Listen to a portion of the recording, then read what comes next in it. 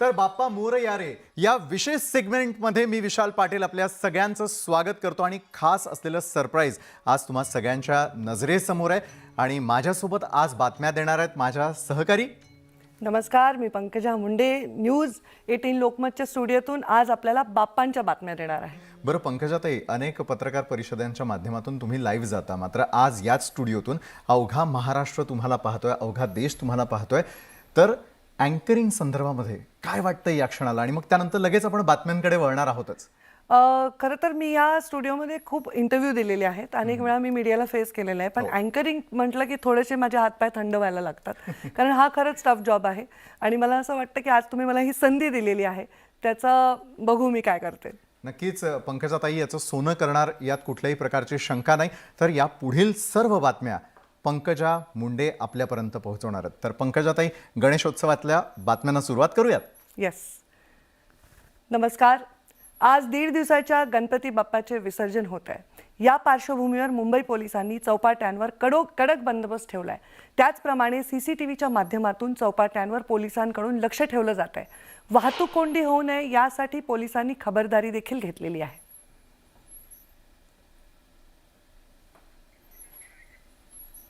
दीड दिवसाच्या बाप्पाचं विसर्जन करायला गिरगाव चौपाटीवर मोठी गर्दी झालेली आहे. यंदा सागरी सुरक्षा अत्यंत गांभीर्याने घेतल्याचं चित्र जागोजागी पोलिसांचा मोठा बंदोबस्त दिसतोय. तर आकाशामध्ये घिरट्या घालणारं हेलिकॉप्टर देखील सुरक्षेसाठी तैनात करण्यात आलेलं आहे. गिरगाव चौपाटी परिसरातून याचा आढावा घेतलाय प्रशांत बाग यांनी. बाप्पा येणार याच्या आगमनाची तयारी करणारा प्रत्येक गणेश भक्त त्याच्यासाठी अत्यंत दुःखदायक जर कोणती असेल तर बाप्पाला निरोप देणं. आता गिरगाव चौपाटीवर आपण आहोत. आपण बघतोय की प्रचंड मोठी गर्दी या ठिकाणी या समुद्राच्या विशाल अथांग डोहामध्ये आपल्या बाप्पाला निरोप देण्यासाठी म्हणून आलेले सगळे गणेश भक्त. 1.5 दिवसाचा गणपती याचं आज पहिलं विसर्जन आणि मुंबईतलं हेच विसर्जन करण्यासाठी म्हणून वेगवेगळ्या प्रकारची सुरक्षा यंत्रणा सुद्धा या ठिकाणी तैनात करण्यात आली आहे. पोलीस असो कोणी असो आज बाप्पाची वाट बघत होते आणि बाप्पाला आता विसर्जन करताय. हो, 1.5 दिवसाचा गणपती आहे आमचा मंडळाचा. आज त्याचं विसर्जन दुःखाची बातमी आहे पण आनंदाची पण बातमी आहे की आम्ही त्यांच्या घरी पाठवतोय. त्या गोष्टीची आनंदी आहे आणि त्याला आम्ही सुखाने आणलं आणि सुखाने पाठवतोय. पुढच्या वर्षी पाऊस पाणी घेऊन ये असं आम्ही त्याला सांगित आहे. पुढच्या वर्षी पाऊस पाणी घेऊन ये असं जरी म्हणत असले तरी यंदा सुद्धा पाऊस पाहिजे त्या प्रमाणात मुबलक पडलेला आहे. आपण बघतोय की एक BMCच्या माध्यमातून या ठिकाणी तराफा तयार करण्यात आलाय. या ठिकाणी जीवरक्षक दल सुद्धा तैनात करण्यात आलंय. कोणत्याही प्रकारची गडबड होऊ नये, विसर्जन करताना कोणत्याही प्रकारची दुर्घटना होऊ नये याची सुद्धा पुरेपूर काळजी ही प्रत्येक ठिकाणी घेण्यात आली आहे. हे चित्र आहे. हा मुंबईचा अथांग जलसागर जो समुद्र आपण बघतोय या ठिकाणी या तराफ्यावर गिरगाव चौपाटीवर हे या ठिकाणी आपण बघतोय. वेगवेगळ्या समुद्रामध्ये जीवरक्षक दलाच्या नौका सुद्धा तैनात करण्यात आलेल्या आहे आणि लाईफ गार्ड जे आहे तेच या ठिकाणी गणपती बाप्पाची मूर्ती प्रत्येक भाविकाकडनं स्वीकारतात आणि ही स्वीकारलेली मूर्ती जी आहे आणि हीच मूर्ती विसर्जन करायला आतमध्ये घेऊन जातात. गिरगाव चौपाटीचा हा भाग हा गणेश भक्तांनी जिथे बघावा तिथे फुलून गेलेला आहे. जोमानं उभं राहण्याची उभारी मिळू दे. गिरगाव चौपाटीवरचं हेच आहे नयनरम्य आणि विहंगम दृश्य, अर्थातच 1.5 दिवसाच्या बाप्पाच्या विसर्जनाचं. व्हिडिओ जर्नलिस्ट सुशीलसह प्रशांत बाग, न्यूज 18 लोकमत, गिरगाव चौपाटी, मुंबई. गणेश मूर्ती विसर्जनासाठी ठाणे महानगरपालिकेच्या वतीने शहरामध्ये कृत्रिम तलावांची निर्मिती करण्यात आली आहे. याच तलावांमध्ये 1.5 दिवसांच्या मूर्तीचे विसर्जन करून ठाणेकरांनी एक वेगळा आदर्श निर्माण केलेला आहे. ठाण्यातील पारसिक महाघाट, वागळे इस्टेट परिसरातील रायला देवी, उपवन येथील पायला देवी, बाळकूम, रेवाळे, खारेगाव आदी ठिकाणी कृत्रिम तलावाची निर्मिती करण्यात आली आहे. या सर्व कृत्रिम तलावाच्या ठिकाणी आरती स्थाने, निर्माल्य कलश, वैद्यकीय पथक, अग्निशमन दल, प्रखर विद्युत व्यवस्था, ध्वनिक्षेपण यंत्रणा आदी सुविधा विसर्जन काळामध्ये उपलब्ध करून देण्यात आल्या आहेत. याच दिवशी सांगतायत आमचे विशेष प्रतिनिधी अजित मांढरे. आपल्या लाडक्या बाप्पाला निरोप द्यायला सुरुवात झालेली आहे. मी ठाण्यातल्या प्रसिद्ध अशा तळावपाली परिसरामध्ये आहे. इथं तुम्ही पाहिलं तर घरगुती गणपतींची संख्या जी आहे ती जास्त असते 1.5 दिवसाच्या गणपती बाप्पांच्या उत्सवादरम्यान आणि मोठ्या संख्येने घरी जे आहे गणेश भक्त जे आहेत ते आपल्या घरी गणपती बाप्पांचं विराजमान करतात, गणपती बाप्पाची तिथं स्थापना करतात. हे अशा पद्धतीनं जो तळावपाली परिसर आहे इथे हा तलाव आहे, पण त्यातल्या त्यात एक कृत्रिम तलाव देखील या ठिकाणी बनवला गेलेला आहे आणि त्या कृत्रिम तलावातच या मूर्तींचं विसर्जन केलं जातं आणि मोठ्या संख्येने म्हणजे जवळपास 20 ते 25,000च्या संख्येने ठाणे शहरामध्ये गणपती बाप्पांचं विसर्जन केलं जातं. गणपती बाप्पा जे आहेत मोठ्या संख्येनं ठाणेकर जे आहेत हा उत्सव त्या ठिकाणी करत असतात. ठाणे महानगरपालिकेने कृत्रिम तलावांची निर्मिती केलेली आहे, ज्यामध्ये ठाणे हे तलावांचं शहर आहे, यामुळे बहुतांश जे तलाव आहे त्या तलावांच्या बाजूलाच इथं कृत्रिम तलाव जे आहेत त्यांची निर्मिती करण्यात आलेली आहे. मग पारसिक महाघाट असेल, वागळे स्टेट परिसरातील रायलादेवी तलाव असेल, उपवन येथील पायलादेवी असेल, बाळकुम, रेवाळे, खारेगाव आदी ठिकाणी कृत्रिम तलावांची निर्मिती करण्यात आली आहे. या सर्व कृत्रिम तलावांच्या ठिकाणी आरती स्थाने, निर्माल्य कलश, वैद्यकीय पथकं, अग्निशमन दल, प्रखर विद्युत व्यवस्था, ध्वनिक्षेपण यंत्रणा आदी सुविधा या सर्व विसर्जनस्थळी उपलब्ध करण्यात आलेल्या आहेत. म्हणजे नागरिकांना कोणतीही गैरसोय होऊ नये किंवा कोणताही अनुचित प्रकार घडू नये आणि घडला तरी तात्काळ त्याच्यावरती नियंत्रण. आता आपण पुण्यात थेट जाऊया. आपल्या चंद्रकांत फुंदे आपले न्यूज 18चे तिथे रिपोर्टर आहेत त्यांच्याकडे. सर चंद्रकांत, आज काय चालू आहे पुण्यामध्ये? कसा उत्साह आहे बाप्पाच्या दीड दिवसाच्या विसर्जनाचा? ताई, आपल्याला माहिती आहे आज 1.5 दिवसाच्या बाप्पाला भावपूर्ण निरोप दिला जातोय पुण्यामध्ये. आता मी मुठा नदी काठावरती मी आता दृश्य दाखविली. मुठा नदी काठावरची सगळे पुणेकर मोठ्या भक्तिभावाने आपल्या बाप्पाला अखेरचा निरोप देण्यासाठी आलेले. खरं तर पुणेकर 10 दिवस बाप्पांना आपल्या घरी ठेवू इच्छितात, पण सगळे नोकरदार वर्ग असतो, त्यामुळे रोज ते सगळे विधिवत पूजा करणं शक्य होत नाही. म्हणून 1.5 दिवसाच्या बाप्पाला आज ते भावपूर्ण निरोप दिसताना आपल्यासोबत हे पुणेकर आहेत. काय सांगाल तुम्ही, बाप्पाला निरोप देताना काय भावना आहे? खूप हे वाटतंय, म्हणजे इच्छा होती की 10 दिवस ठेवावं म्हणून, पण ठेवता आला नाही काही कारणामुळे. मुलगी पण लहान आहे. इथे सगळ्या सुविधा आहेत का पालिकेत? हो आहे.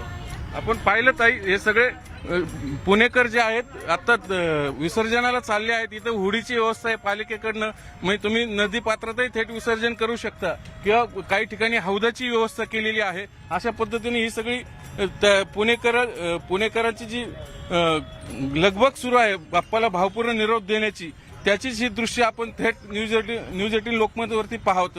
आज साधारण आपण पाहिलेलं आहे किती आज जर आकडा काढला तर साधारण दीड लाख मूर्ती ज्या आहेत आज विसर्जित केल्या जातात या सगळ्या घाटांवरती.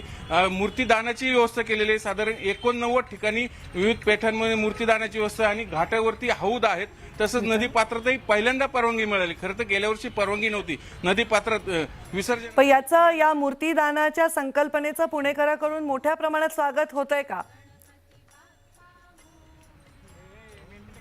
हो, निश्चितच होतंय, पण काही पुणेकर या नदी पात्रातही विसर्जित करताना दिसत आहे. मग जास्तीत जास्त पर्यावरणाकडे लक्ष दिलं जातंय, स्वच्छतेकडे लक्ष दिलं जातंय, प्लास्टिकचा वापर करू नये याच्याकडे लक्ष दिलं जातंय, असं आपल्याला काही आढळतंय का? हो, निश्चितच. आता आम्ही घाटावरतीच आहोत. मी दृश्य दाखवली, एकदम क्लीन आहे घाट पूर्णपणे. आपण पाहू शकता पाणी थोडं फक्त खराब आहे, कारण सध्या आत्ताच नेटकाच पूर येऊन गेलेला आहे, पण बाकी घाटावरची स्वच्छता अगदी व्यवस्थित आहे. पण एकूणच जर पर्यावरणाचा विचार केला तर बहुतांश पुणेकर घाटावरतीच मूर्ती इथं या होडी नाव्यांच्या हातात देऊन ती विसर्जित करताना दिसतात. आणि बहुतांश पुणेकर हे तिकडं जिथं हौद आहेत किंवा मूर्तीदानाची व्यवस्था केलेली आहे तिथंच हे मूर्तीदान करताना दिसतात. त्यामुळे दोन्ही बाजूचे आपल्याला लोक पाहायला मिळतात. काही मूर्तीदान करतायत, काही विसर्जित करतायत. शेवटी ज्याच्या त्याच्या भावना असतात, त्याला आपण शेवटी त्याचा आपण रिस्पेक्ट केलाच पाहिजे आणि तेच चित्र इथं पुण्यामध्ये दिसतंय ताई. आता खूप खूप धन्यवाद आपल्या या सर्व माहितीबद्दल. बोलूयात आता पुढच्या बातमीकडे. माजी पशुसंवर्धन राज्यमंत्री आणि राष्ट्रीय समाज पक्षाचे अध्यक्ष महादेव जानकर यांनी आज पुण्यातील श्रीमंत दगडूशेठ हलवाई गणपतीचं दर्शन घेतलंय आणि दगडूशेठ बाप्पांचा आशीर्वाद घेतला.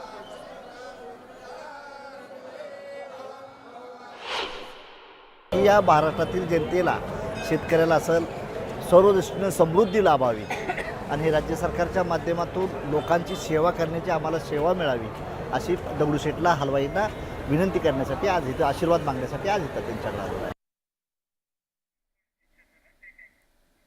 तर एकंदरीतच पंकजाताई, आज तुम्ही थेटपणे इथून लाईव्ह जाता आहात आमच्या सर्व प्रतिनिधींकडून, म्हणजे पुण्यातून एखाद्या सराईत पत्रकाराप्रमाणे तुम्ही त्यांना देखील प्रश्न विचारताय. हा अनुभव तुम्हाला नेमका कसा वाटतोय? सगळेच पत्रकार यातून जात असतात, म्हणजे तुमची पत्रकार परिषद असेल तर घाईघाईनं तिथे पोहोचणं, त्या ठिकाणाहून त्या रिपोर्टरने ते सगळं पाठवणं आणि तिथून ते महाराष्ट्रातल्या जनतेपर्यंत जाणं, ही प्रोसेस तुम्हाला कशी वाटते? मला ही प्रोसेस खूप थ्रिलिंग वाटली, कारण नेहमी ते मला प्रश्न विचारतात. आज मला प्रश्न विचारायची संधी मिळाली, पण मी त्यांच्या कष्टाचं खूप चीज होत नाही असं कधी कधी वाटतं. खूप कष्ट करतात पत्रकार. मी बघते किती वेळा आम्ही एखाद्या राजकीय घडामोडीत असतो तेव्हा अगदी मुसळधार पावसात तो कॅमेरा असा प्लास्टिकमध्ये गुंडाळून छत्री घेऊन ते लोक तिथे उभे असतात. रात्र नाही, दिवस नाही, भूक म्हणजे ह्या सगळ्या गोष्टी, आपल्या परिवार, सण वार सगळं त्याग करतात. त्यामुळे मला आज त्यांच्या भूमिकेत काही क्षणासाठी यायला मिळालं, याचा मला खूप आनंद बरोबर वाटतो. आहे. चंद्रकांत फुंदे यांच्याकडून तुम्ही पुण्यातले लाईव्ह घेतलेले होते, मात्र आपले पुढचे प्रतिनिधी आपल्या सोबत थेटपणे प्रशांत बाग जोडले गेलेले आहेत. मुंबईमधून ते आपल्यासोबत जोडले गेलेले आहेत. गणेशोत्सवाच्या सगळ्या माहिती ते आपल्यापर्यंत पोहोचवणार आहेत. ताई, प्रशांत बाग यांना आपला पुढचा प्रश्न काय असेल गणेशोत्सवासंदर्भात? प्रशांत, आज आपण गिरगावच्या राजा इथला आम्हाला सर्व माहिती देत आहात. तिथे आपला काय अनुभव आहे, काय उत्साह आहे? पर्यावरणाचं, स्वच्छतेचं आणि सगळ्या शिस्तीचं पालन नक्कीच तिथले लोक करतायत का? आपला अनुभव काय प्रशांत? पंकजा, नक्कीच ज्या पद्धतीनं सरकारनं आवाहन खऱ्या अर्थानं केलेलं आहे की पर्यावरणपूरक गणेशोत्सव साजरा झाला पाहिजे, प्रचंड आनंदामध्ये सगळेच गणेश भक्त मोठ्या उत्साही वातावरणात यंदाचा गणेशोत्सव साजरा करताय आणि याचा प्रचंड आनंद सगळीकडे दिसून येत आहे.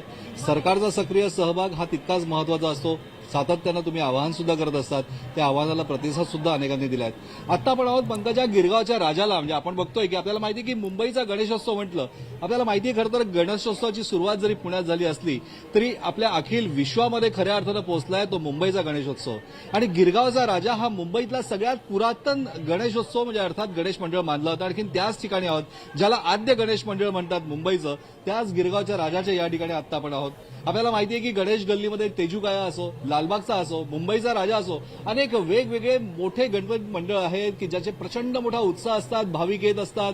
आशिया खंडातले अनेक लोक सुद्धा मुंबईच्या गणपतीची, मुंबईच्या गणेशोत्सवाची खऱ्या अर्थानं आराधना करत असतात. आज खरं तर 1.5 दिवसाच्या बाप्पाचं विसर्जन गिरगाव चौपाटीवर आता थोड्यापूर्वी झालं. आम्ही सुद्धा त्या ठिकाणी होतो. म्हणजे बाप्पाच्या आगमनाची प्रतीक्षा पंकजा प्रत्येकाला होती आणि त्याच बाप्पाला 1.5 दिवसाच्या बाप्पाचं विसर्जन करताना जड अंतःकरणानं निरोप देताना सुद्धा अनेक गणेश भक्तांना जिव्हारी लागलं होतं, वाईट वाटत होतं. पण बाप्पा आले आणि बाप्पा त्यांच्या घरी जात आहे. पण या बाप्पा म्हणजे कोण? तर खऱ्या अर्थानं विघ्नहर्ता. विघ्न आते है तभी तो विघ्नेश्वर आते है असं म्हटलं जातं. आणि याचमुळे या बाप्पानं मनोकामना सगळ्यांची पूर्ण करावी हीच इच्छा आणि अपेक्षा आहे. अर्थात सर्वसामान्य गणेश भक्त असो की सर्वसामान्य माणूस असो, नागरिक असो, याची सरकार नावाच्या मायबापकडनं नक्कीच आवश्यकता आहे, अपेक्षा आहे की त्यांच्या माध्यमातून सुद्धा या जनतेचं भलं व्हावं. पंकजा, नक्कीच धन्यवाद प्रशांत आपण दिलेल्या या सविस्तर माहितीसाठी. आणि त्यानंतर पुढच्या बातमीकडे आपण वळणार आहोत. लालबागच्या राजाला भाविकांनी अर्पण केलेल्या सोन्या चांदीच्या दागिन्यांची आणि निधीची आजपासून मोजदाद सुरू करण्यात आली आहे. लालबागचा राजा गणोत्सव मंडळाने बँक ऑफ महाराष्ट्र आणि महानगर बँकचे कर्मचाऱ्यांच्या साहाय्याने या मोजदाद सुरू केलेली आहे. लाखोंच्या संख्येने गणेश भक्त लालबागच्या राजाला दान अर्पण करतात. त्या सर्वांनी आता मोजदाद सुरू करण्यात आलेली आहे. सिद्धिविनायक नमो नमः, अष्टविनायक नमो नमः, गणपती बाप्पा मोरया. ओम गणपतये नमो नमः, श्री सिद्धिविनायक नमो नमः, अष्टविनायक नमो नमः, गणपती बाप्पा मोरया.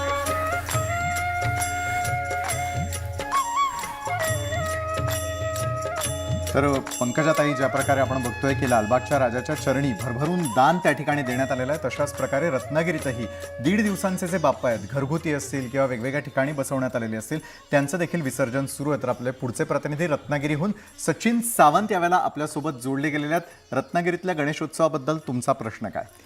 सचिनजी, रत्नागिरीचा गणेशोत्सव जो आहे, कोकणातला गणेशोत्सव आहे, ह्याच्याकडे सर्वांचं लक्ष लागून असतं. आज 1.5 दिवसाच्या गणपती मूर्तींचं विसर्जन होत आहे आणि उत्साह पण गणेशोत्सवाचा पुढच्या गणपतीच्या निमित्ताने आहे. तुमचा इथे काय तुमच्या निदर्शनास येत आहे, लोकांचा कसा प्रतिसाद आहे? ताई, तुमचं पहिलं आधी आमच्या परिवारात स्वागत. आणि रत्नागिरीचा जर आपण विचार केला तर रत्नागिरीमध्ये गणेशोत्सव हा फार मोठ्या प्रमाणात उत्साहात आणि आनंदात साजरा केला जातो. आज जर आपण बघितलं तर रत्नागिरी शहरातील मांडवी किनारपट्टी आहे. तुम्ही जर इकडे बघितलं तर पूर्ण या ठिकाणी जे गणेश भक्त आहे आनंदाच्या वातावरणात आपल्या लाडक्या बाप्पाला भावपूर्ण वातावरणात आज निरोप देणार आहेत. आज 1.5 दिवसाच्या गणपतीचं जे विसर्जन आहे ते आज चालू झालेलं आहे आणि आज रत्नागिरी जिल्ह्यामध्ये जवळजवळ 13,122 गणेश मूर्तींचं विसर्जन आज होणार आहे.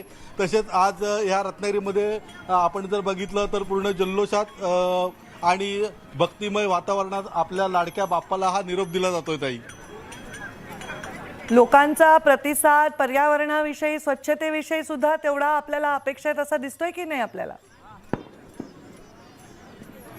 हो, नक्कीच ताई. कारण इथे जर आपण पाहिलं तर निर्माल्य गोळा करण्यासाठी नगर परिषदचे जे निर्माल्य पथक आहे ते सज्ज आहे. तसेच या ठिकाणी कडक पोलीस बंदोबस्त देखील ठेवण्यात आलेला आहे जेणेकरून कोणतीही अनुचित घटना या ठिकाणी घडू नये.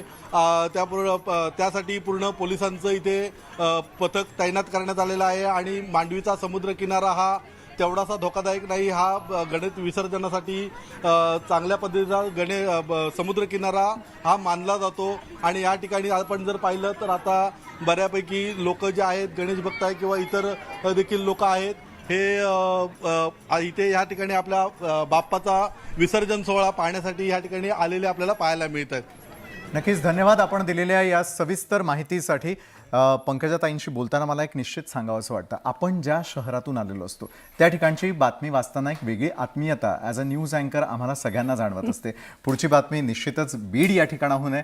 ती बातमी आपण आपल्या प्रेक्षकांना सांगूया. नक्कीच. बीडमध्ये माजी सामाजिक न्याय मंत्री धनंजय मुंडे यांच्या संकल्पनेतून होत असलेल्या परळी येथल्या नाथ प्रतिष्ठानच्या गणपती उत्सवात नियम धाब्यावर बसवल्याचं पाहायला मिळालेलं आहे. रात्री 10 नंतर ध्वनिक्षेपक बंद करण्याचे जिल्हाधिकाऱ्यांचे आदेश पायदळी तुडवण्यात आलेले आहेत. गणपती बाप्पाच्या स्वागतालाच अतिशय चुकीच्या पद्धतीने नृत्य सादर केलं जात आहे आणि त्याच्याबद्दल सर्वत्र निंदा होत आहे.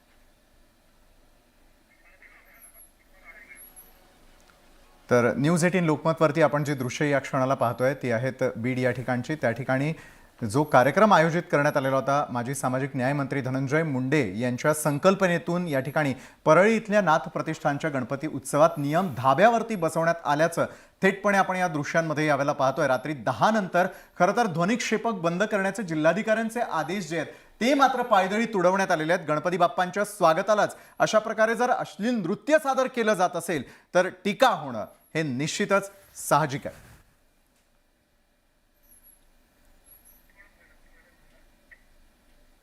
ज्या प्रकारची आपण दृश्य यावेळेला पाहतोय खरं तर सामाजिक ऐक्यासाठी एक वेगळ्या पद्धतीनं गणेशोत्सव साजरा करण्यासाठीचे नियम बांधण्यात आलेले होते आणि ही प्रथा परंपरा सुरू करण्यात आलेली होती.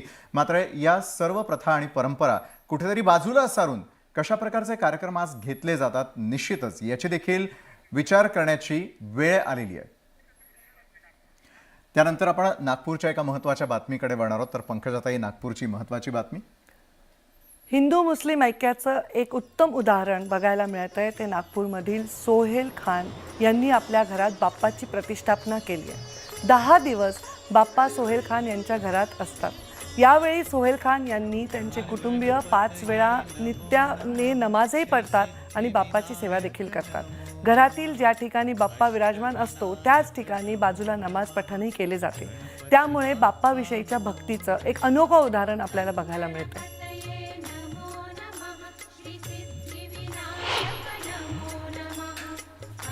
आगमन किया गया गणपति का घर में, तो मुहूर्त के हिसाब से अच्छे से किया गया. देन अभी 10 दिन की बात रही तो 10वें दिन गणपति बाबा की पूरा श्रद्धा से पूजा करेंगे हम. देन कुछ कमी नहीं होने देंगे उनके विसर्जन तक. देन अभी फिर उनको थोड़ी देर बाद नैवेद्य वगैरह लगाएंगे. देन सुबह शाम सब आरती वगैरह में आते हैं. एरिया के सभी लोग आते हैं ऑलमोस्ट. और देन बहुत मज़ा आता है, मतलब सब रहते हैं साथ में, सब एक जगह जमा होते हैं, सब बहुत अच्छा लगता है कि सब मतलब पूरे कास्ट वाले एक साथ होके गणपति बाप्पा का फेस्टिवल सेलिब्रेट कर रहे हैं।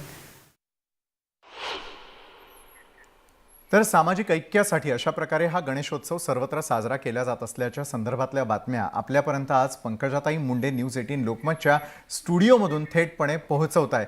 तर दुसरीकडे खरं तर एरवी न्यूज मेकर असणं आणि त्यानंतर न्यूज अँकर होणं हा प्रवास तुम्हाला कसा वाटतोय?